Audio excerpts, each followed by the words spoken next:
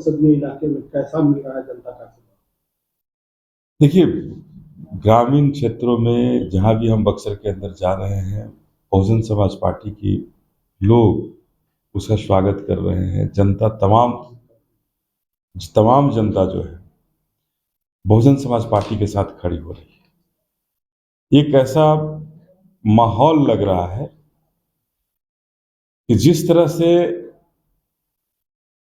इधर बीते दिनों में जो सांसद रहे हैं, जिन्होंने ठगने को काम किया बक्सर का, बक्सर के विकास को रोक करके बैठे रहे, बक्सर के विकास के हर उस रास्ते को रोका उन्होंने कि बक्सर विकसित नहीं हो।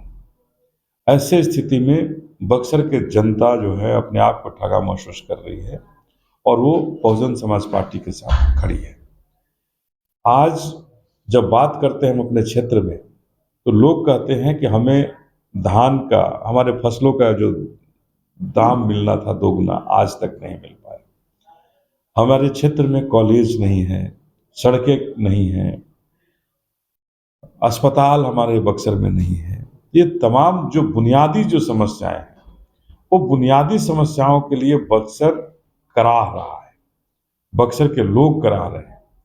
और यही कारण है कि बहुजन समाज पार्टी यहाँ सबसे मजबूत है, क्योंकि दोनों ने हमारे बक्सर पर राज किए हैं, सांसद रहे हैं यहाँ, और दोनों ही के नेतृत्व में, चाहे भारतीय जनता पार्टी हो या राजद, दोनों के नेतृत्व में बक्सर को ठगा गया है, चला गया है।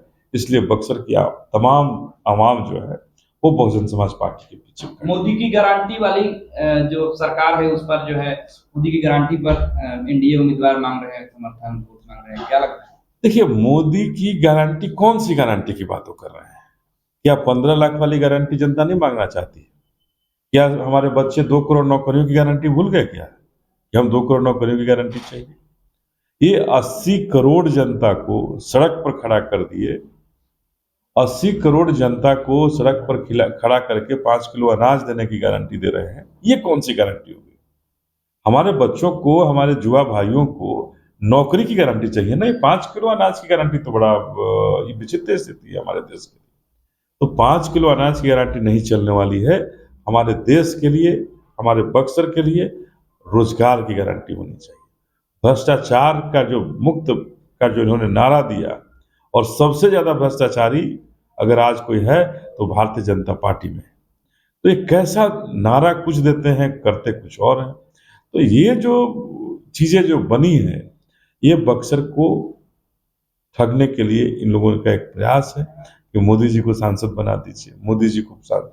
तो मोदी जी कहाँ बक्सर के सांसद बने? तो ये इस छलावे में बक्सर की जनता नहीं आएगी, और इस बार इन्हें यहाँ से बाहर का रास्ता। चीन पाकिस्तान बताया जा रहा है कि डर गया है, फिर से अगर नहीं जीतेगी सरकार तो।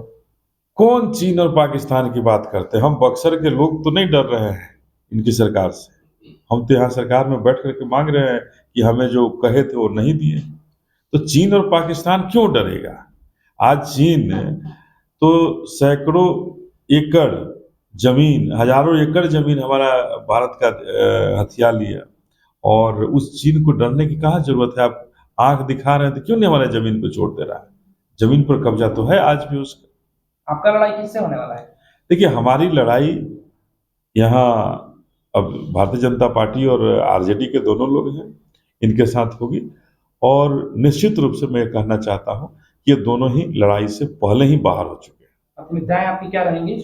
हमारी प्राथमिकताएं जो है बक्सर का विकास है, जिसमें सबसे पहले हम अपने क्षेत्र में हर प्रखंड में कॉलेज के निर्माण की बात हमने कही है। कॉलेज का निर्माण होंगे, उद्योग धंधे स्थापित कराना हमारी प्राथमिकताएं होंगी, जहां हमारे बच्चों को, बच्चियों को रोजगार मिले। और नहरों की हालात हमारे बक्सर में बहुत ही खराब है, सिंचाई का साधन नहीं है। आज लोग बोरवेल से जरूर खेती कर पा रहे हैं, लेकिन आगे आने वाले समय में बोरवेल भी नहीं काम करेगा। तो हम सबसे पहले अपने क्षेत्र में नहरों का जाल बिछाना चाहते हैं, जहां पानी से नहरों के पानी से खेतों की खेती की जा सके, और हर मौसम में उसमें पानी रहे, इसकी व्यवस्था में। जीत की कितनी उम्मीद है? जीत की गारंटी है, और बक्सर की जनता ने हमें आशीर्वाद दिया है। निश्चित रूप से बहुजन समाज पार्टी जीतने की तरफ आगे बढ़ा है।